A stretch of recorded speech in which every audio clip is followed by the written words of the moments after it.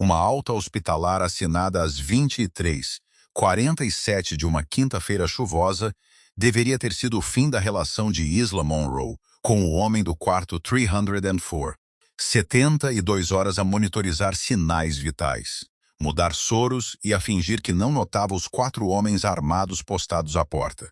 Esse era suposto ser o limite do seu contato com Dominic Ashford, o líder mais temido da cidade, que tinha levado 3 tiros no peito durante uma emboscada territorial à porta de um armazém no centro.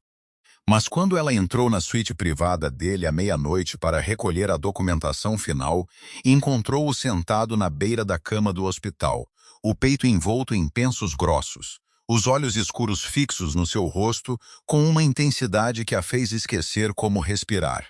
Antes que pudesse pousar a prancheta na mesa de rodinhas ao lado dele, ele disse 6 palavras que reescreveriam toda a trajetória da sua vida.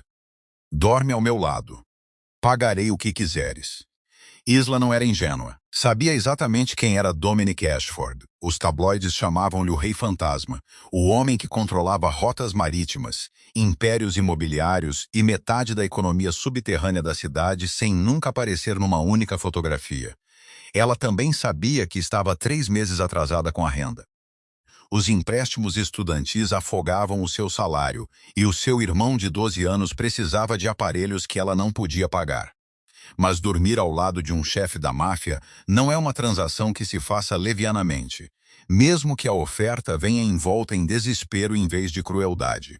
O quarto 304 cheirava a antisséptico, perfume caro e algo mais sombrio. Resíduos de pólvora agarrados ao casaco de cabedal pendurado na cadeira de visitas. Isla ficou paralisada na soleira da porta, os dedos a apertar a prancheta de alta com tanta força que as bordas de plástico lhe cortavam a palma. Dominic não repetiu. Simplesmente observou-a com a mesma imperturbabilidade que exibira durante 3 dias seguidos, enquanto as balas eram extraídas das suas costelas e cavidade torácica. Sem gritos, sem pânico, apenas um controlo frio e absoluto. Sr. Ashford, começou Isla cuidadosamente, a voz firme apesar do martelar frenético do seu pulso. Vai ter alta de manhã. A política do hospital exige que eu não te peço que violes a política, disse ele. A voz era baixa, rouca pela intubação, mas carregava o peso de um homem habituado a dar ordens que nunca eram questionadas. Estou a contratar-te privadamente. Uma noite dormes nessa cadeira ao lado da cama. Monitorizas os meus sinais vitais a cada 2 horas. Se a minha respiração desestabilizar ou as suturas romperem, chamas a equipa cirúrgica. Ele fez uma pausa, o olhar descendo brevemente para os tênis gastos e sujos nos pés dela, do tipo que as enfermeiras usavam quando não podiam pagar os caros com amortecimento de gel. Pagarei 50 mil euros, acrescentou ele em dinheiro amanhã de manhã. Sem contrato, sem rasto. O número atingiu-a como um golpe físico. 50. Era a renda de um ano inteiro. Os aparelhos do irmão, o pagamento do empréstimo estudantil que a sufocava desde a formatura. Mas também era insano. Por que eu? Perguntou Isla, a voz mal audível. Pode contratar uma equipa médica inteira para... Porque és a única pessoa neste edifício que olhou para mim como se eu fosse um paciente em vez de uma ameaça. Dominic moveu-se ligeiramente, contorcendo-se com a dor que o movimento puxava as suturas recentes nas suas costelas. Todas as outras enfermeiras que entraram nesta sala passaram mais tempo a olhar para os meus guardas do que para os meus sinais vitais. Tu não. Fizeste apenas o teu trabalho. Ele gesticulou para a cadeira. Não confio facilmente, Isla, e não durmo bem quando estou vulnerável. Mas durante 72 horas, mantiveste-me vivo sem fazer perguntas para as quais eu não estava pronto para responder. Por isso, estou a perguntar-te agora. Fica. Uma noite, monitoriza-me. Garante que não paro de respirar antes do nascer do sol. Isla engoliu em seco. Cada célula racional do seu cérebro gritava que era uma péssima ideia. Não se aceita dinheiro de homens como Dominic Ashford sem consequências. Dinheiro do submundo sempre vem com correntes. Correntes invisíveis e sufocantes que se enrolam na tua vida até não te lembrares onde acabas e a dívida começa. Mas 50 mil euros. Pensou no seu irmão, Marco, sentado no apartamento deles apertado a fazer os trabalhos de casa, sob uma única lâmpada a piscar porque não podiam pagar para substituir o candeeiro de teto. Pensou no aviso de despejo colado na porta deles. Pensou nas chamadas da agência de cobranças a que ela deixara de atender há 3 semanas. Uma noite, disse ela baixinho, apenas a monitorizar. Mais nada, concordou Dominic. Ela pousou a prancheta. Puxou a cadeira de visitas para mais perto da cama. Sentou-se lentamente, as mãos cruzadas no colo. Os seus olhos fixaram-se no monitor cardíaco a bipar ritmicamente ao lado da cabeça dele. Dominic recostou-se nas almofadas, a respiração a estabilizar-se à medida que o cansaço finalmente atacava as bordas do seu controlo férreo.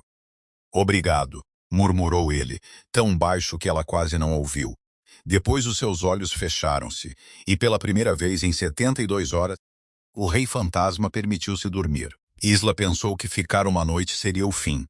Ela não fazia ideia de que antes do sol nascer, Dominic Ashford faria uma oferta que não tinha nada a ver com monitorização médica e tudo a ver com o facto de ela ser a primeira pessoa em 10 anos que o fizera sentir-se seguro o suficiente para fechar os olhos.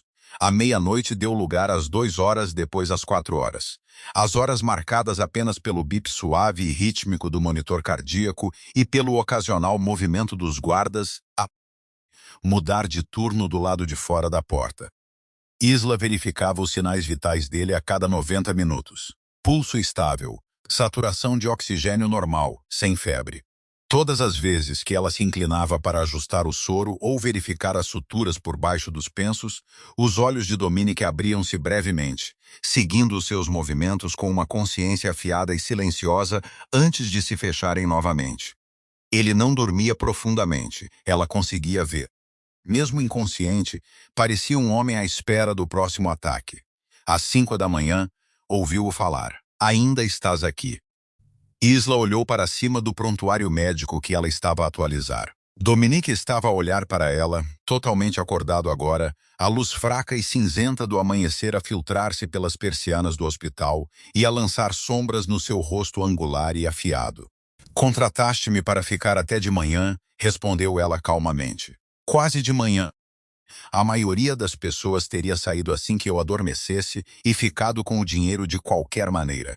Eu não sou a maioria das pessoas. Um fantasma de algo, não exatamente um sorriso, mas perto disso, passou pelo seu rosto. Ele moveu-se ligeiramente, sentando-se nas almofadas com uma careta. Cuidado, disse Isla, levantando-se rapidamente e indo para o lado dele. As tuas suturas ainda estão frescas. Se as romper, já tive piores. Isso não é o tipo de tranquilidade que pensas que é. Ela gentilmente empurrou-o de volta para as almofadas, as mãos firmes mais cuidadosas nos ombros dele. Levaste 3 tiros no peito, Sr. Ashford. O teu corpo precisa de descanso, não de bravata. Ele olhou para ela e, por um momento, a máscara fria e intocável do líder da máfia escorregou. O que restou foi exaustão. Uma exaustão que chegava aos ossos, que esmagava a alma, que não tinha nada a ver com ferimentos de bala. Quando foi a última vez que dormiste mais de 2 horas? Perguntou Isla baixinho. Dominic não respondeu imediatamente. A mandíbula dele apertou-se, e ela pensou que ele poderia desviar-se ou fechar completamente a conversa. Em vez disso, ele disse, 6 anos. A resposta atingiu-a mais forte do que ela esperava. 6 anos. Não 6 dias ou 6 semanas. 6 anos inteiros a viver num estado de hipervigilância tão intenso que até a inconsciência parecia um campo de batalha. Isso não é sustentável, disse Isla suavemente. Nem gerir uma máfia, respondeu ele. A voz era plana, factual. No momento em que baixei a guarda, alguém disparou. 3 tiros há 3 dias. 3 tiros, corrigiu ela. E sobreviveram porque receberam atenção médica. Não vão sobreviver à próxima ronda se não deixarem o vosso corpo recuperar. Recupero mais rápido no meu próprio espaço. O teu próprio espaço não tem um cirurgião de trauma de serviço. Não. O olhar de Dominic fixou-se no dela. Mas tente a ti, Isla congelou. Sou enfermeira, Sr. Ashford. Não posso simplesmente... Estou a oferecer-te um emprego. Ele falou por cima do protesto dela. O tom mudou de exausto para profissional num único fôlego. Cuidados médicos privados. Mudas para a ala leste da minha propriedade, alojamento separado, segurança total. Monitorizas a minha recuperação durante as próximas 6 semanas até o cirurgião me dar alta. Depois disso, ficas como minha médica pessoal. Não sou médica, sou enfermeira. És mais competente do que metade dos médicos que conheci. Ele fez uma pausa. E és a única pessoa em quem confiei o suficiente para dormir perto nos últimos 6 anos. Isso vale mais do que um diploma de medicina. Isla deu um passo para trás, a mente a correr. Isto já não era um trabalho de monitorização de uma noite. Isto era uma mudança de vida em grande escala. Mudar-se para uma propriedade da máfia. Deixar o irmão. Mergulhar num mundo que ela tinha passado a vida inteira a evitar. Não posso deixar o meu irmão, disse ela. Traz o teu irmão. Ela piscou. O quê? Tens um irmão de 12 anos. Marco. És a tutora legal dele desde que os vossos pais morreram há 4 anos. A expressão de Dominic não mudou. Traz o teu irmão. Tenho um tutor particular na equipa para o meu sobrinho. Marco pode juntar-se às sessões. Terá o seu próprio quarto, o seu próprio espaço. Melhor do que qualquer apartamento do qual vai ser despejada. O estômago de Isla afundou-se. Como é que você... Não contrato pessoas cegamente, Isla. Sei tudo sobre ti. A tua dívida. O teu irmão. O aviso de despejo. Os turnos duplos no hospital para te manteres à tona. Ele inclinou-se ligeiramente para a frente, ignorando a tensão das suas suturas. Estou a oferecer-te uma saída. Não caridade. Um emprego. Mantens-me vivo e eu garanto que tu e o teu irmão nunca mais terão de escolher entre renda e comida. O quarto ficou em silêncio, exceto pelo bip constante do monitor cardíaco. As mãos de Isla tremiam. Isto era insano.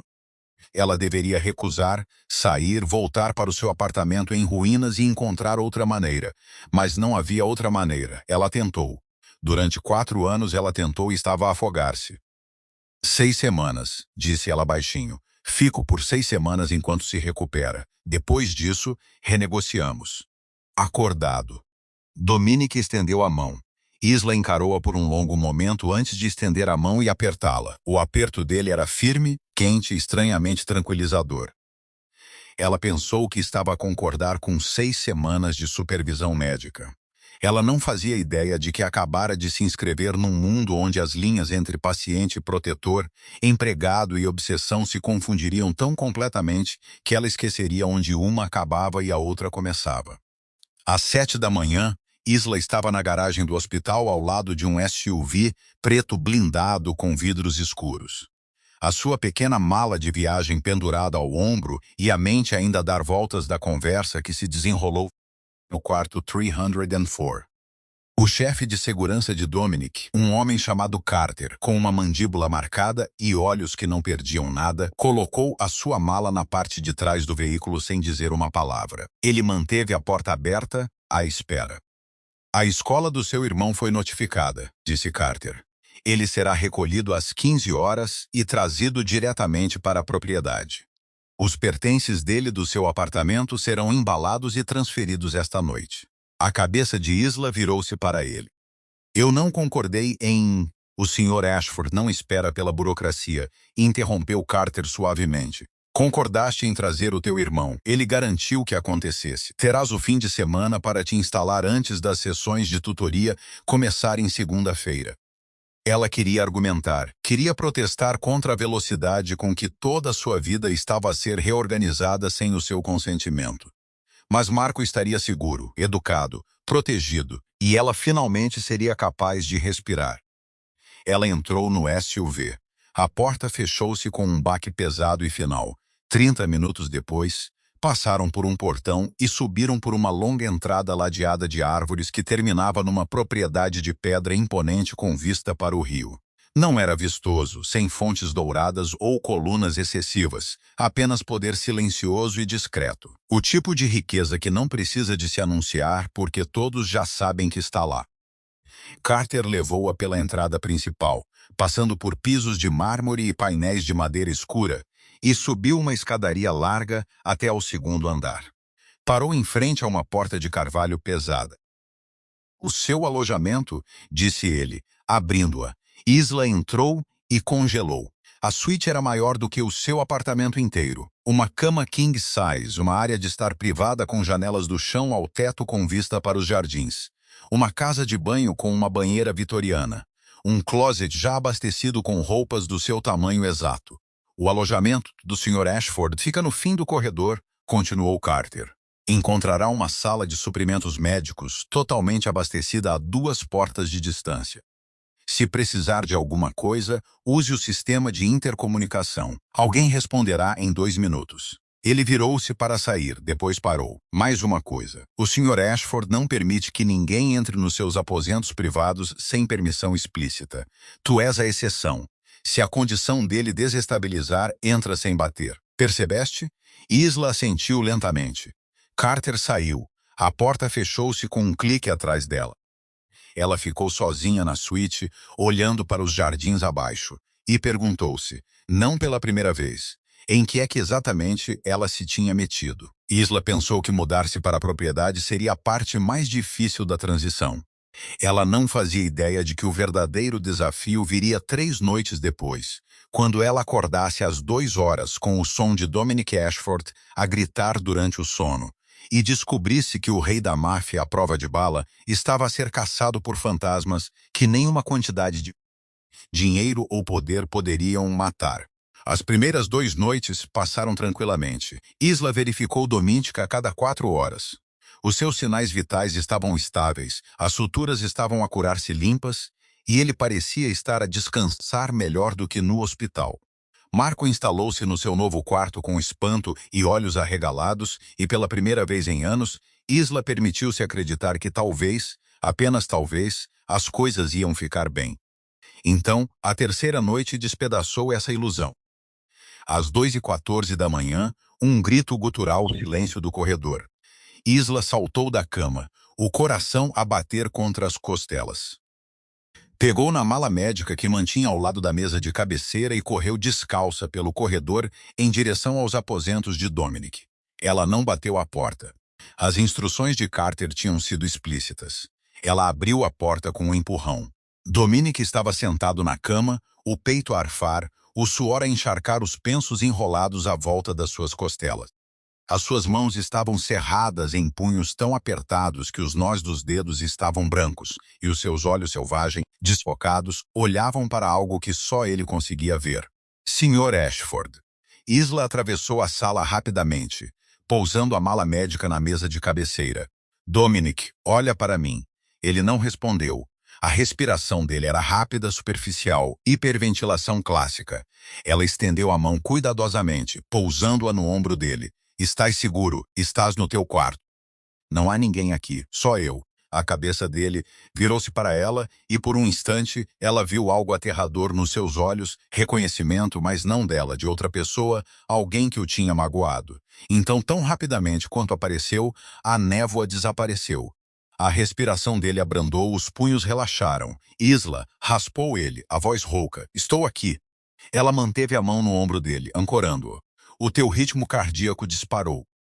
Preciso de verificar as tuas suturas para ter a certeza de que não rompeste nada. Ele assentiu em silêncio, recostando-se nas almofadas enquanto ela cuidadosamente descolava os pensos. As suturas estavam intactas, mas a pele dele estava úmida, o pulso ainda acelerado. Pesadelo? Perguntou ela, baixinho. Dominic não respondeu imediatamente. Olhou para o teto, mandíbula apertada, lutando para reconstruir as muralhas que ela acabara de ver desmoronarem-se. Não tenho pesadelos, disse ele finalmente. Tenho memórias. Isla não insistiu. Ela terminou de verificar os pensos, depois sentou-se na beira da cama, perto o suficiente para oferecer conforto, longe o suficiente para lhe dar espaço. Não precisas de falar sobre isso, disse ela. Mas se quiseres, estou aqui. O silêncio estendeu-se entre eles. Então, lentamente, Dominic falou. Há 6 anos fui emboscado. Não como desta vez. Pior, não queriam apenas território. Queriam-me quebrado. Levaram-me para um armazém. Mantiveram-me lá durante 3 dias. A voz dele era plana, clínica, como se estivesse a recitar o trauma de outra pessoa. Não me mataram porque homens mortos não podem ser controlados. Queriam alavancagem. Por isso, fizeram questão que eu entendesse exatamente o que acontece quando baixas a guarda. O peito de Isla apertou-se. Ela tinha visto as cicatrizes durante o tratamento de feridas, marcas de queimaduras, velhas feridas de bala, lesões que falavam de tortura prolongada. Escapei, continuou Dominic, queimei o armazém, matei todos lá dentro, reconstruí a minha organização mais forte, mas nunca mais dormi da mesma maneira. Porque todas as vezes que fecho os olhos, estou de volta àquele quarto. Ele finalmente virou-se para olhá-la. É por isso que te contratei, Isla. Não apenas pelos cuidados médicos, porque durante 3 noites naquele hospital eu dormi. Dormi de verdade. E não consigo fazer isso desde os meus 26 anos. O peso dessa confissão pousou sobre ela como um cobertor pesado. Não estás quebrado, Dominic, disse Isla suavemente. Estás a sobreviver. Sobreviver? Não, mas é o primeiro passo. Ela levantou-se, com a intenção de o deixar descansar, mas a mão dele disparou, segurando seu pulso. Não com força, apenas desesperadamente. Fica, disse ele. Só até adormecer, por favor. Isla hesitou. Isto estava a cruzar uma linha. Ela era a enfermeira dele, não a terapeuta dele, não o que quer que isto se estivesse a tornar. Mas o olhar nos olhos dele não era o olhar frio e dominador do rei fantasma. Era o apelo exausto de um homem que lutava sozinho há tempo demais. Ela sentou-se novamente. Fico. Dominic recostou-se, o aperto no pulso dela a afrouxar, mas sem soltar completamente. A respiração dele gradualmente igualou-se, a tensão a esvair-se do seu corpo. E pela segunda vez desde que o conheceu, Isla observou o homem mais perigoso da cidade a permitir-se ser vulnerável. Ela pensou que ficar até ele adormecer seria o suficiente. Ela não fazia ideia de que, pela manhã, Dominic Ashford faria uma terceira oferta, uma que não tinha nada a ver com cuidados médicos e tudo a ver com o facto de ele finalmente ter encontrado alguém em quem confiava o suficiente para proteger em vez de controlar. A luz da manhã filtrava-se pelas cortinas pesadas dos aposentos de Dominic, lançando sombras douradas suaves sobre o mobiliário de madeira escura.